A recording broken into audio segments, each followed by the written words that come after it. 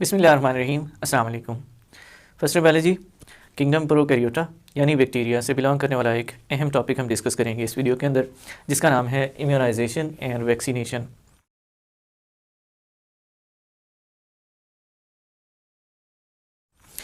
Immunisation और vaccination से मुतल्लिक हमने मेनली क्या चीज़ें देखनी है। Prevention and control and treatment of different bacterial disease कि उनको किस तरह मुख्तलिफ बीमारियों को किस तरह कंट्रोल किया जाता है, किस तरह प्रिवेंट किया जाता है, कौन से मेथड्स यूज़ किए जाते हैं। फिर इसके बाद हम बात करेंगे लुईस पास्चर के काम की, और फिर साथ ही साथ हम डिस्कस करेंगे एडवर्ड जीनर और वैक्सीनेशन के प्रोसेस को कि कैसे ये डिस्कवर हुआ। तो शुरुआत करते हैं जी इस लेक्चर की, और इस वीडियो में हम देखते हैं कि इम्यूनाइजेशन और वैक्सीनेशन क्या है। सबसे पहले हमें पता होना चाहिए कि लफ्ज़ इम्यूनाइजेशन और वैक्सीनेशन क्या है। इम्यूनाइजेशन और वैक्सीनेशन को समझने के लिए हमें पता होना चाहिए लफ्ज़ वैक्सीन का। वैक्सीन एक ऐसी दवाई है जो किसी भी मखसूस बीमारी से बचने के लिए, किसी भी मखसूस बीमारी से बचाव के लिए कि वो ना लगे, इस्तेमाल की जाती है। यानी ऐसी दवाई जो बीमारी के लगने से पहले, बीमारी के होने से पहले इंसान को या जानवर को लगाई जाती है ताकि बीमारी ना लगे फ्यूचर में, ये वैक्सीन कहलाती है। और वैक्सीन का लगाया जाना, चाहे वो जिस्म में जा रही है तो मुंह के ज़रिए या फिर इंजेक्शन के ज़रिए, तो ये वैक्सीनेशन कहलाता है। जबकि जब वैक्सीनेशन हो जाती है, वैक्सीन पिलाई जाती है या लगाई जाती है, जिस्म में जाती है, तो वैक्सीन की वजह से जिस्म में क़ुव्वत मदाफ़ियत पैदा होती है, उस मखसूस बीमारी के ख़िलाफ़ लड़ने की क़ुव्वत पैदा होती है।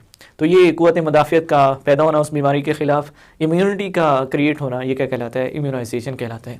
तो वैक्सीन और वैक्सीन का लगाया जाना वैक्सीनेशन, और वैक्सीनेशन की वजह से इम्यूनिटी का प्रोड्यूस होना, ये इम्यूनाइजेशन कहलाता है। तो इस तरह तीनों वर्ड्स जो है वो एक दूसरे के साथ रिलेट करते हैं। तो हमारी जो पहली सब हेडिंग है वो है control of microbial disease. Microbial disease को कंट्रोल किस तरह किया जाता है। फर्स्ट पॉइंट है methods of prevention and treatment to control microbial disease include. Microbial disease को कंट्रोल करने के लिए और उनसे बचाव के लिए और माइक्रोबियल डिजीज़ की ट्रीटमेंट के लिए जो मेथड्स हैं वो कौन कौन से हैं। पहला है इम्यूनाइजेशन, यानी इम्यूनिटी का पैदा होना, इम्यूनिटी का क्रिएट किया जा रहा किसी भी बॉडी के अंदर स्पेसिफिक डिजीज़ के अगेंस्ट। और डेफिनेटली नेचुरली भी होती है, जबकि आर्टिफिशियली जब होती है तो उस सूरत में इसको वैक्सीनेशन का नाम देते हैं। दूसरा तरीका है एंटीसेप्सिस। ये इंपॉर्टेंट डेफिनेशन है। एंटीसेप्सिस क्या है? प्रोसीजर टू एलिमिनेट और रिड्यूस पॉसिबिलिटी ऑफ इन्फेक्शन। ऐसा तरीका, ऐसा प्रोसेस, ऐसा प्रोसीजर जो क्या करे? एलिमिनेट करे, रिड्यूस करे, यानी बिल्कुल ही ख़त्म करे या फिर कम करे। किस चीज़ को कम करे, ख़त्म करे? पॉसिबिलिटीज़ ऑफ इन्फेक्शन, के इन्फेक्शन जो है वो कम से कम हो। तो इन्फेक्शन को कम से कम करने या फिर इन्फेक्शन को मुकम्मल तौर पे ख़त्म करने वाले जो प्रोसीजर, जो प्रोसेस है, उस प्रोसेस को हम कलेक्टिवली एंटीसेप्सिस का नाम देते हैं। जैसे इंजेक्शन के लगाने से पहले किसी भी एंटीसेप्टिक दवा का लगाया जाना, जिस जगह इंजेक्शन लगाया जा रहा होता है, या फिर ऑपरेशन से पहले जितने भी इंस्ट्रूमेंट्स हैं, सर्जिकल इंस्ट्रूमेंट्स, ऑपरेशन वाले आलात, उनको मुख्तलिफ़ तरीक़ों से, जरासीम कुछ अद्वियात से, जरासीम कुछ चीज़ों से पाक करना, या फिर मुख्तलिफ़ इक़साम के केमिकल महलूल जैसा कि फ़िनोल है, उसका फ़र्श वगैरह पर इस्तेमाल करके बैक्टीरिया वगैरह, माइक्रो ऑर्गेनिज़म वगैरह को ख़त्म करना। ये वो प्रोसीजर है जो क्या करते हैं? इन्फेक्शन की पॉसिबिलिटीज़ को ख़त्म करते हैं या फिर रिड्यूस करते हैं। इन सब को हम कलेक्टिवली एंटीसेप्सिस का नाम देते हैं। नेक्स्ट कीमोथेरापी है। अगर डिजीज़ होगी या किसी भी माइक्रो ऑर्गेनिज़म की वजह से, तो उसको फिर हम क्या करते हैं? केमिकल्स की फॉर्म में डिफरेंट मेडिसिन लेते हैं और ट्रीटमेंट करते हैं। ये कीमोथेरापी कहलाता है। पब्लिक हेल्थ मेजर्स, मुख्तलिफ आगाही प्रोग्राम कह सकते हैं, या मुख्तलिफ इंफॉर्मेशन हैं जो पब्लिक में या फिर आवाम में जो है वो दी जाती हैं, आवाम तक पहुंचाई जाती हैं, शऊर आवाम में पैदा किया जाता है। ये पब्लिक हेल्थ मेजर्स कहलाते हैं। इसका ताल्लुक हेल्थ से होता है। वो कौन कौन से हैं? वाटर प्यूरिफिकेशन, यानी साफ़ पानी का इस्तेमाल, सीवेज डिस्पोजल, यानी कि नालियों का, गटरों वगैरह का जो पानी है उसको मुनासिब तरीके से ठिकाने लगाना ताकि वो माहौल को ख़राब ना करे, बीमारियों की वजह ना बने। और साथ ही साथ फूड प्रिजर्वेशन है, यानी खुराक को सही तरीके से महफूज करना। तो ये थे वो तरीके जो माइक्रोबियल डिजीज़ को कंट्रोल करने के लिए, उनसे बचने के लिए हम इस्तेमाल करते हैं अपनी डेली लाइफ में वर्ल्ड वाइड। नेक्स्ट हमारा जो पॉइंट है वो है डिस्कवरी ऑफ वैक्सीन और वैक्सीनेशन। वैक्सीन या वैक्सीनेशन कैसे डिस्कवर हुई, हम स्टोरी देखेंगे, और इसमें हम देखेंगे कि कैसे लुईस पास्चर और एडवर्ड जीनर जो है एक्सीडेंटली वैक्सीन या वैक्सीनेशन का प्रोसेस डिस्कवर करते हैं। Lewis pasture made many discoveries concerning cause and prevention of infectious disease. Lewis pasture ने बहुत सारी डिस्कवरीज की, बहुत सारी ऐसी इजादात की जिनका ताल्लुक इन्फेक्शियस डिजीज़ की वजूहात का पता लगाना था और जिनका ताल्लुक इससे था इन्फेक्शियस डिजीज़ से बचाव के लिए। तो इन्फेक्शियस डिजीज़ के काजिज़ और उस इन्फेक्शियस डिजीज़ की प्रिवेंटिव मेजर्स से रिलेटेड लुईस पास्चर ने क्या है, बहुत सारे मुख्तलिफ तरीके मुख्तलिफ डिस्कवरीज की। रहा सवाल कि इन्फेक्शियस डिजीज़ क्या है। वबाई बीमारी, तेज़ी से फैलने वाली, हवा के ज़रिए, छूने के ज़रिए फैलने वाली जो बीमारी है वो इन्फेक्शियस डिजीज़ कहलाती है। इनको हम वबाई बीमारियां कहते हैं, तेज़ी से फैलती हैं, इसलिए इनको ये नाम दिया जाता है इन्फेक्शियस। इन 1880 में क्या हुआ, लुईस पास्चर आइसोलेटेड बैक्टीरियम, इसने एक बैक्टीरिया आइसोलेट किया रिस्पॉन्सिबल फॉर चिकन कॉलेरा, जो कि चिकन कॉलेरा नामी बीमारी की वजह बन रहा था। चिकन का मतलब हम मुर्गी की बात कर रहे हैं, जबकि कॉलेरा हैज़ा को कहा जाता है, जिसमें पेचिस वगैरह, उल्टियाँ वगैरह लग जाती हैं। अब चिकन कॉलेरा को हम कलेक्टिवली क्या कहेंगे, परिंदों का हैज़ा या मुर्गियों का हैज़ा। तो 1880 में इसने लुईस पास्चर ने क्या किया, बैक्टीरिया जो बैक्टीरिया इस चिकन कॉलेरा के लिए रिस्पॉन्सिबल था, उसको फर्स्ट टाइम आइसोलेट किया। नेक्स्ट, ही ग्रू प्योर कल्चर, यानी सिर्फ और सिर्फ वो बैक्टीरिया जो चिकन कॉलेरा की वजह बन रहे थे, सिर्फ और सिर्फ उन्हीं को ही सेपरेट करके एक स्पेसिफिक पेट्री डिश में उनको ग्रो करवाया। यानी इस पेट्री डिश में जो बैक्टीरिया थे वो सिर्फ और सिर्फ चिकन कॉलेरा की वजह बनने वाले ही थे, इसलिए हम इसको कह सकते हैं कि ये प्योर कल्चर है चिकन कॉलेरा काजिंग बैक्टीरिया का। और इसने भी ऐसे किया कि he grew pure culture to prove that isolated bacteria responsible for chicken cholera. यानी इसने क्या किया, बैक्टीरिया जो थे जो चिकन कॉलेरा के लिए रिस्पॉन्सिबल थे, उनका प्योर कल्चर अलग से जब उसको ग्रो करवाया। और इसका मकसद क्या था, ये साबित करना चाह रहा था कि ये बैक्टीरिया किसी भी ऑर्गेनिज्म में इंड्यूस करवा के, इनपुट करके इंटर करवा के क्या करना चाह रहा है, चेक करना चाह रहा है, बताना चाह रहा है कि यही वो बैक्टीरिया हैं जो चिकन कॉलेरा की वजह बन रहे हैं। Next, Pasteur uses fundamental techniques. Fundamental techniques से मुराद बुनियादी तरीके हैं।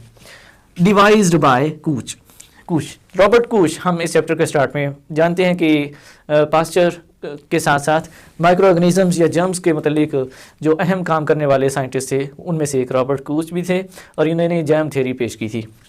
रॉबर्ट कूच ने जहाँ जर्म थ्योरी दी, वहाँ बहुत सारी ऐसी टेक्निक्स भी इंट्रोड्यूस करवाई जो माइक्रो ऑर्गेनिजम्स या प्योर कल्चर वगैरह को आइसोलेट करने, उनको मैनेज करने, उनको फिर साथ ही साथ ग्रो करवाने से मुतल्लिक थी, उनको इनोकुलेट करवाने से मुतल्लिक थी।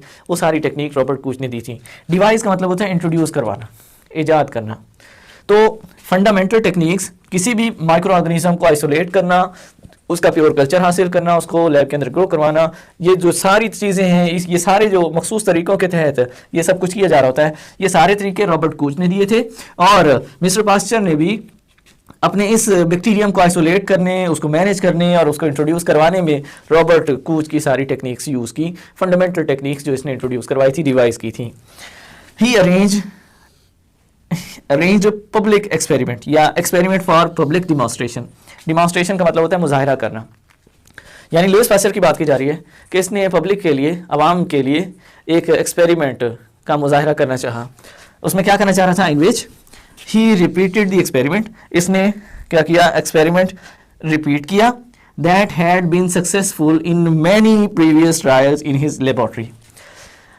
आवाम में ये एक एक्सपेरिमेंट करना चाह रहा था, एक्सपेरिमेंट की डिमॉन्स्ट्रेशन करना चाह रहा था, ऐसे एक्सपेरिमेंट की जो कि ये लैब के अंदर, अपनी लैब के अंदर कई बार सक्सेसफुली कर चुका था। और वो क्या था कि बैक्टीरियम जो चिकन कॉलेरा की वजह बन रहे थे, वो जब भी किसी चिकन को लगाए जाएंगे, उसकी बॉडी में एंटर करवाए जाएंगे, इंजेक्ट किए जाएंगे, तो चिकन कॉलेरा को क्या होगा, चिकन को चिकन कॉलेरा होगा और वो क्या है, बीमार होकर उसकी डेथ हो जाएगी। ये एक्सपेरिमेंट करवाना चाह रहा था और यही एक्सपेरिमेंट वो क्या है, सक्सेसफुली कई बार अपनी लैब के अंदर कर चुका था। अवाम में अब ये क्या है, दिखाना चाह रहा था कि मैंने ये कामयाबी हासिल की है, मैंने ये काम किए है कि इस तरह मैंने बैक्टीरियम आइसोलेट किए, ये बैक्टीरियम चिकन कॉलेरा की वजह बनता है। और आप ये देख लें कि इस तरह चिकन में इंट्रोड्यूस करवाने पर ये बैक्टीरियम इस चिकन को बीमार करेगा, इसको चिकन कॉलेरा इसमें पैदा करेगा और इसको क्या है, इसके मारने की वजह बनेगा।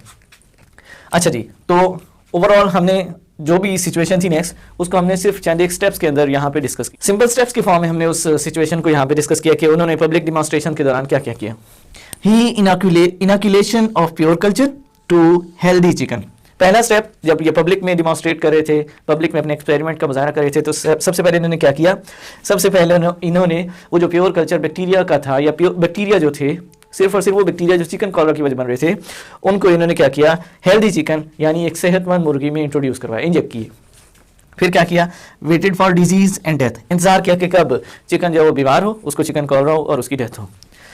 Chicken fail to get sick and die, but to his dismay, ये वर्ड्स यूज हुए हैं वहां पे। डिसमे का मतलब होता है मायूस होना, रिजेक्ट होना या फिर बरखिलाफ होना, जो सोचा जा रहा हो उसके अगेंस्ट होना। चिकन जो थी वो ना, chicken fail to get sick and die, यानी चिकन जो थी ना तो बीमार हुई और ना ही क्या है उसकी डेथ हुई। रिव्यूइंग ऑफ ईच स्टेप, जो स्टेप उसने एक्सपेरिमेंट के दौरान, डेमोन्स्ट्रेशन के दौरान किए थे, उनका जब रिव्यू किया, उनको चेक किया, तो क्या पता चला, Pasteur use accidentally old culture. Bacteria तो वही थे जो चिकन कॉलरा की वजह बनते हैं, लेकिन क्या किया कि अनइंटेंशनली, इसको पता नहीं चला, बजाय इसके कि ये जो फ्रेश कल्चर था, फ्रेश बैक्टीरिया थे जो अभी जब थोड़ी देर पहले या कुछ वक्त पहले इसके पास आए थे, उनको इंजेक्ट करने की बजाय मुर्गी में इसने क्या किया, ये एक्सीडेंटली बाय चांस ये पुराने वाले जो बहुत पहले के इसके पास मौजूद थे बैक्टीरिया, वो इंट्रोड्यूस कर बैठा, वो इंजेक्ट कर बैठा मुर्गी में। अब जाहिर सी बात है, ओल्ड जो थे वो इंजेक्ट करने पर, चिकन में इंजेक्ट करने पर, इंट्रोड्यूस करवाने पर मुर्गी ना बीमार हुई है, ना ही वो क्या है उसकी डेथ हुई है। Soon he discovered bacteria lose virulence as become old. Virulence का मतलब होता है बीमारी पैदा करने की सलाहियत, बीमार करना। तो इसने क्या देखा कि रिव्यू करने पर पता चल गया कि जो बैक्टीरिया इसने यूज़ किए थे वो बहुत पुराने थे, और साथ ही साथ इसने ये देखा कि बैक्टीरिया, इसको पता चला कि बैक्टीरिया जो बहुत पुराने हो जाते हैं, जो पुराने हो जाते हैं वो क्या है, वो विरुलेंस खो देते हैं, वो बीमारी पैदा करने की सलाहियत उनमें ख़त्म हो जाती है। और यही यहाँ भी इसके एक्सपेरिमेंट में भी हुआ कि जब ये पब्लिक में डिमॉन्स्ट्रेशन कर रहा था तो उस वक्त क्या हुआ कि बाय चांस इसने क्या है, बजाय इसके कि ये fresh bacteria, chicken cholera causing bacteria use करता, इसने एक्सीडेंटली ओल्ड यूज़ किया। और ओल्ड जो है क्योंकि उनमें विरुलेंस नहीं होती, विरुलेंस काज करने की एबिलिटी नहीं होती, इसलिए क्या है, न चिकन बीमार हुई और ना ही उसकी डेथ हुई। नेक्स्ट क्या हुआ, अच्छा अब जो जिस मुर्गी को इसने ओल्ड बैक्टीरिया इंजेक्ट किए थे, जो बीमार नहीं हुई थी, ना ही जिसकी डेथ हुई थी, उसको इसने क्या है फ्रेश वाले इंजेक्ट किए, fresh pure culture of bacteria जो चिकन कॉलरा काजिंग बैक्टीरिया थे वो इंजेक्ट किए, लेकिन फिर भी वो बीमार नहीं। इसने क्या देखा, मजीद इसको पता चला कि जो पुराने वाले इसने इंजेक्ट किए थे वो बहुत पुराने थे, उनमें बीमारी की पैदा करने की सलाहियत तो नहीं थी, लेकिन उनमें इतनी सलाहियत मौजूद थी कि उन्होंने क्या किया, होस्ट के सिस्टम को स्टिमुलेट कर दिया। होस्ट मुराद वो मुर्गी जिसको इंजेक्ट किए थे वो बैक्टीरिया, उसके सिस्टम को इसने क्या कर दिया, स्टिमुलेट किया, जिससे क्या है, होस्ट बॉडी ने स्टिमुलेट होते ही एंटीबॉडीज प्रोड्यूस की। और एंटीबॉडीज वो प्रोटीन, वो हथियार हैं जो किसी भी मखसूस बीमारी या माइक्रो ऑर्गेनिज्म के लिए जिस्म बनाता है। जब पहली बार इसने ओल्ड पुराने वाले जो प्योर कल्चर था वो इसने इंट्रोड्यूस करवाया तो बीमारी वो काज नहीं कर सका, लेकिन जो होस्ट बॉडी थी वो क्या है, वो एक्टिवेट हो जाती है, उसमें इम्यूनिटी पैदा हो जाती है, वो उसके अगेंस्ट एंटीबॉडीज बनाती है। एंटीबॉडीज पहले से मौजूद थी। अब जब ओल्ड की बजाय फ्रेश कल्चर इंट्रोड्यूस करवाया तो फ्रेश कल्चर क्या करता है, वो बॉडी में एंटर होते ही उस फ्रेश कल्चर को ख़त्म कर देती हैं ये एंटीबॉडीज, जिससे क्या होता है कि जो चिकन है, जो मुर्गी है, वो अब फ्रेश वाले से भी बीमार नहीं होती और इवन उसकी डेथ भी नहीं होती। तो यहाँ इसने अपने इस एक्सपेरिमेंट और डिमॉन्स्ट्रेशन से ये अखज़ किया, ये नतीजा निकाला कि जब भी हम किसी जानदार में पुराने बैक्टीरिया, पुराने माइक्रो ऑर्गेनिज्म जो कि कमज़ोर हैं, जिनमें बीमारी पैदा करने की सलाहियत नहीं होती, वो इंजेक्ट करें पहले, और फिर उसके बाद हम नए और बीमारी पैदा करने की सलाहियत रखने वाले अगर माइक्रो ऑर्गेनिज्म इंजेक्ट करें तो क्या होगा, जानदार बीमार नहीं होगा। क्योंकि पुराने वाले जो थे बीमार तो नहीं कर रहे थे, लेकिन क्या है, उनकी वजह से होस्ट का जो सिस्टम है वो एक्टिवेट हो जाता है, एंटीबॉडीज बनाता है, चौकन्ना हो जाता है, एक्टिवेट हो जाता है, और इस वजह से क्या है, जब बीमारी काज करने वाले, बीमारी की वजह बनने वाले जब बॉडी में आते हैं तो इवन उनको भी किल कर देता है, उनको भी बीमार करने की इजाज़त नहीं देता।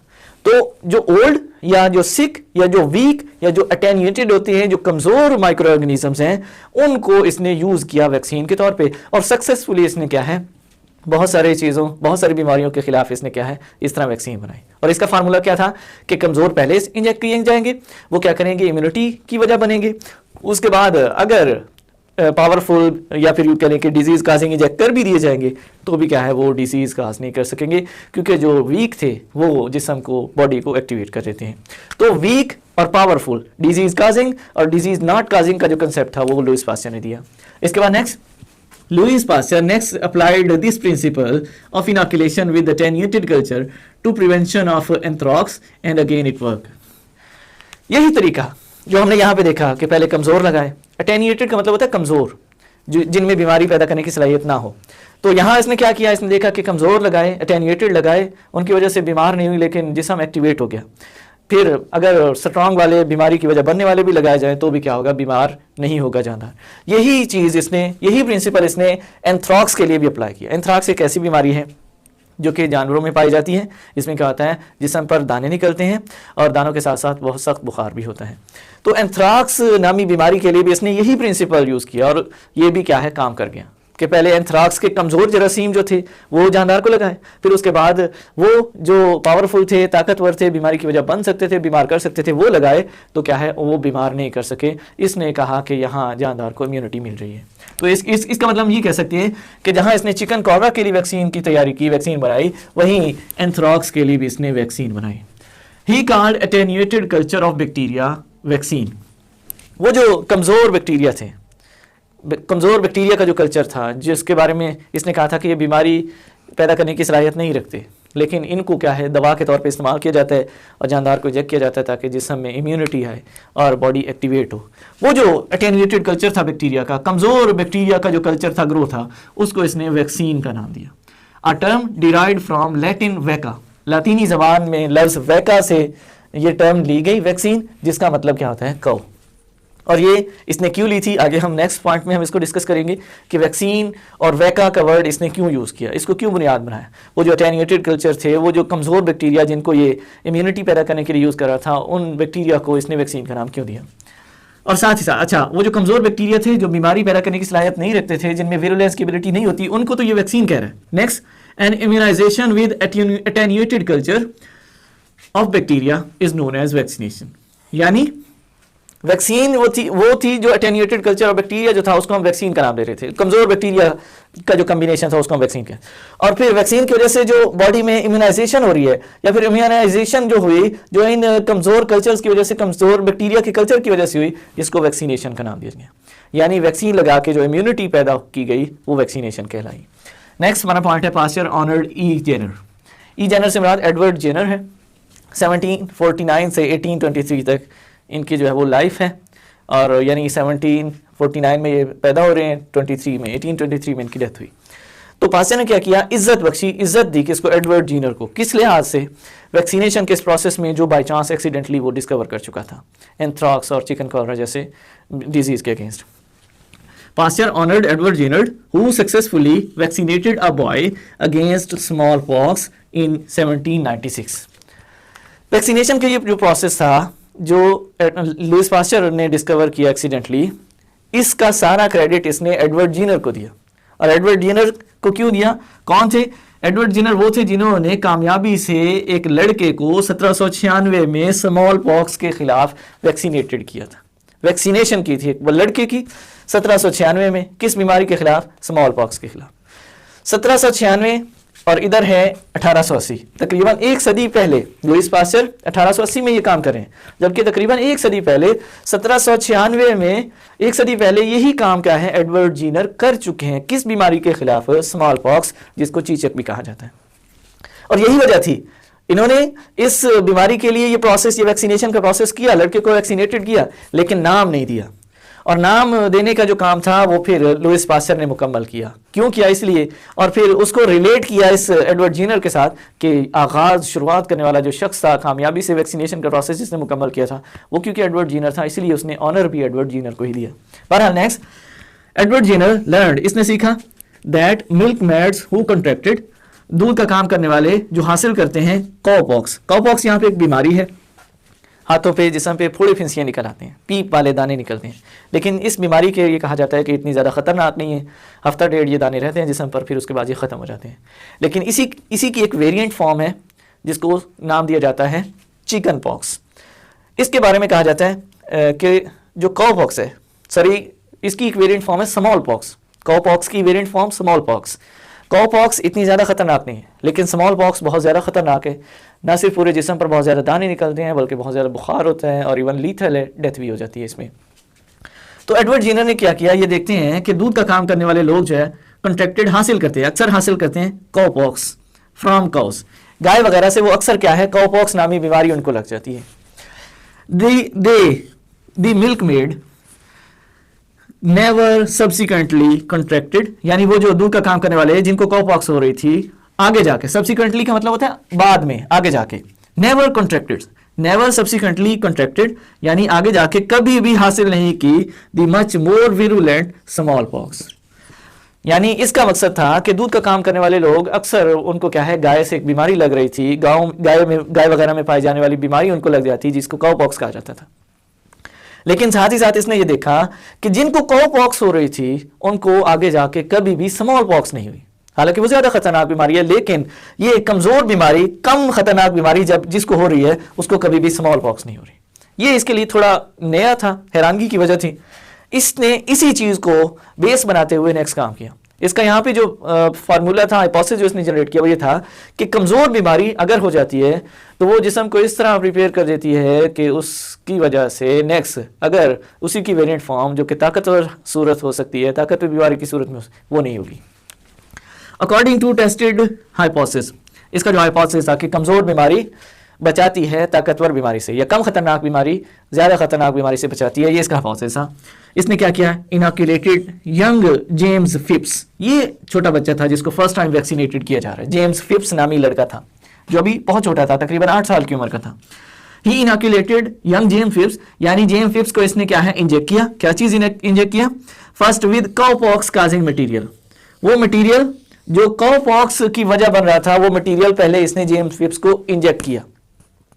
और जेम्स फिप्स जो थे ये क्या है, ये यूँ कह सकते हैं कि कुर्बानी, सेक्रीफाइस कर रहे हैं अपने आप को इसके एक्सपेरिमेंट में, जेनर के एक्सपेरिमेंट में इन्होंने सेक्रीफाइस की, वॉलंटियर के तौर पे काम कर रहे थे। और जेम्स फिप्स को इसने मटेरियल इंजेक्ट किया, वो मटेरियल जो काउपॉक्स काजिंग था। और मटेरियल लिया कहाँ से, काउ से लिया। काउ की बॉडी पर वो जो दाने काउपॉक्स की वजह से बन रहे थे, उन दानों से वो पीप निकाली, वो मटेरियल निकाला और वो मटेरियल इसने इंजेक्ट किया जेम्स फिप्स को। लेटर स्मॉल पॉक्स मटेरियल, यानी पहले इसने क्या है, काउपॉक्स का मटेरियल जो था वो इंजेक्ट किया जेम्स फिप्स को, कुछ दिन इंतजार किया, जब वो ठीक हो गया हफ्ता डेढ़, तो उसके बाद क्या है, स्मॉल पॉक्स की वजह बनने वाला जो मटेरियल था, या स्मॉल पॉक्स में जो फोड़े फिंसियां जिस्म पर निकल आते हैं, उन फोड़े फिंसियों से मटेरियल निकाला और वो भी क्या है, जेम्स फिप्स को इंजेक्ट किया, इनोकुलेट किया। ये देखता है कि जेम्स फिप्स को काउपॉक्स वाला मटेरियल जो इंजेक्ट किया था उस वजह से थोड़ा बहुत जेम्स फिप्स बीमार हुआ, लेकिन फिर ठीक हो गया क्योंकि इतनी ज्यादा खतरनाक बीमारी नहीं थी काउपॉक्स। लेकिन जब बाद में small pox causing material inject किया तो क्या हुआ, जेम्स फिप्स जरा भी बीमार नहीं हुआ, बल्कि ठीक रहा, हेल्दी रहा, उसको कुछ भी नहीं हुआ। तो इसका जो हाइपोथेसिस था वो यहाँ पे क्लियर हुआ, ठीक साबित हुआ कि कम खतरनाक बीमारी जो है वो ज्यादा खतरनाक बीमारी से हिफाजत करती है। जबकि जो लुईस पास्चर थे, इनका क्या हाइपोथेसिस था, इनका क्या पॉइंट ऑफ व्यू था, इनका पॉइंट ऑफ व्यू था कि कमजोर जरासीम हिफाजत करते हैं ताकतवर जरासीम से, कम खतरनाक जरासीम ज्यादा खतरनाक जरासीम से हिफाजत करते हैं। काम दोनों एक चीज पर कर रहे थे, लेकिन इनके जो ओवरव्यू था, इनका जो ये जो अपना काम एक्सप्लेन कर रहे थे वो वर्ड्स डिफरेंट थे। बहरहाल the boy did not gate small pox, जाहिर सी बात है उसमें वो जो काउपॉक्स का मटेरियल इंजेक्ट किया था वो कमजोर जरासीम पर मुश्तमिल था। उसने क्या किया, बीमारी तो काज नहीं कर सका, या अगर की भी सही तो क्या है, इतनी ज्यादा शदीद नहीं थी, लेकिन साथ ही साथ इम्यून सिस्टम को एक्टिवेट कर दिया, इम्यूनिटी एक्टिवेट हुई, और इम्यूनिटी इतनी एक्टिवेट हुई कि स्मॉल पॉक्स काजिंग मटीरियल क्या है, उस जेम्स फिप्स को बीमार नहीं कर सका। यही वजह कि क्या हुआ, जेम्स फिप्स बीमार नहीं हुए बल्कि हेल्दी रहे। अब अगर आप यहां पे देखें तो हमें आइडिया हो जाता है कि वर्ड वैक्सीन क्यों वैका से लिया गया। वैका का मतलब होता है काउ, और इसी वैका से ही वैक्सीन लिया गया। और वैक्सीन के लिए वैका क्यों लिया गया, क्योंकि फर्स्ट टाइम जो मटेरियल वैक्सीन के तौर पे इस्तेमाल किया एडवर्ड जेनर ने वो काउपॉक्स काजिंग मटेरियल था, यानी काउपॉक्स जो बीमारी थी उसमें बनने वाले जो दाने थे उनसे मटेरियल लिया था। और वो दाने किसको लग रहे थे, किसके जिस्म पर थे, काऊ के जिस्म पर थे। तो क्योंकि पहला जो वैक्सीन के लिए मटेरियल इस्तेमाल किया गया वो काऊ की बॉडी से लिया गया था, इसीलिए काऊ की वजह से इस वैका के वर्ड को यूज करते हुए उस मटेरियल को वैक्सीन का नाम दिया। फिर मटेरियल का इंजेक्ट किया जाना, इनोकुलेट किया जाना, ये वैक्सीनेशन कहलाया, और इसकी वजह से इम्यूनिटी का पैदा होना, जिस्म में कुव्वत मुदाफियत का पैदा होना, ये वैक्सीनेशन कहलाया। लास्ट पॉइंट है वैक्सीन ऑफ हाइड्रोफोबिया। हाइड्रोफोबिया को रेबीज भी कहते हैं। रेबीज एक ऐसी बीमारी है जिसमें क्या होता है कि जो विक्टिम है, जो बीमार है, वो पानी के करीब नहीं जाता, पानी से दूर भागता है। हाइड्रो का मतलब पानी, फोबिया का मतलब नफरत, दूर भागना, किसी पानी से दूर भागना। यानी अब हम बात करना चाह रहे हैं कि हाइड्रोफोबिया की वैक्सीन के मुतालिक। Pasteur made vaccine for hydrophobia. Pasteur ने फिर बाद में क्या है, रेबीज या हाइड्रोफोबिया नामी बीमारी के लिए भी क्या की, वैक्सीन तैयार की। A disease transmitted to people, एक ऐसी बीमारी जो लोगों में मुंतकिल होती है, बाय बाइट्स, काटने से, from rabid, dog, cat and other animals. Rabid का मतलब होता है बावला, पंजाबी में इसको हल्का कहते हैं। तो बावला कुत्ता या बावली बिल्ली हो या दूसरे जानदार जो जिनको बावलापन होता है, उनके काटने से, और किसको काटने से, इंसानों को काटने से होने वाली बीमारी जो है इसको रेबीज या हाइड्रोफोबिया कहते हैं। और हाइड्रोफोबिया के लिए लुईस पास्चर ने क्या किया था, ये वैक्सीन बाद में तैयार की। देखा जाए तो लुईस पास्चर का जो काम हमने यहाँ पे डिस्कस किया वो 3 बीमारियों के लिए इसने वैक्सीन तैयार की। पहले चिकन कॉलरा स्टार्ट में हमने डिस्कस की, फिर एंथ्रॉक्स की बात की, और फिर साथ में हमने एंड पे बात की हाइड्रोफोबिया यानी रेबीज की। जबकि एडवर्ड जीनर जो थे वो स्मॉल पॉक्स और काउ पॉक्स पर काम कर रहे थे। तो ये वो डिटेल थी जो वैक्सीनेशन और इम्यूनाइजेशन से रिलेटेड थी हमारे इस टॉपिक के अंदर। अब रहा सवाल के कौन कौन से क्वेश्चन इसमें से बन सकते हैं। ज़्यादातर ये वाला topic as MCQ point of view से इंपॉर्टेंट है। हाँ, अगर एक शॉर्ट क्वेश्चन बन सकता है तो वो कौन सा है जी, that is definition of antisepsis. As a short question आपको पता होना चाहिए एंटीसेप्सिस क्या है। बाकी इस टॉपिक को आप समझिए गौर से, और फिर इसमें से एमसीक्यूज जो भी पॉसिबल आपको लगते हैं, जैसे कि डेट्स हैं या फिर कौन सी वैक्सीन किसने किस डिजीज़ के अगेंस्ट किस साइंटिस्ट ने काम किया, कैसे कब ये वैक्सीन जो है वो तैयार की, वो सब कुछ आपको पता होना चाहिए एमसीक्यूज पॉइंट ऑफ व्यू से। आज के लिए इतना ही। नेक्स्ट वीडियो में नए टॉपिक के साथ मुलाकात होगी, तब तक अल्लाह हाफिज़।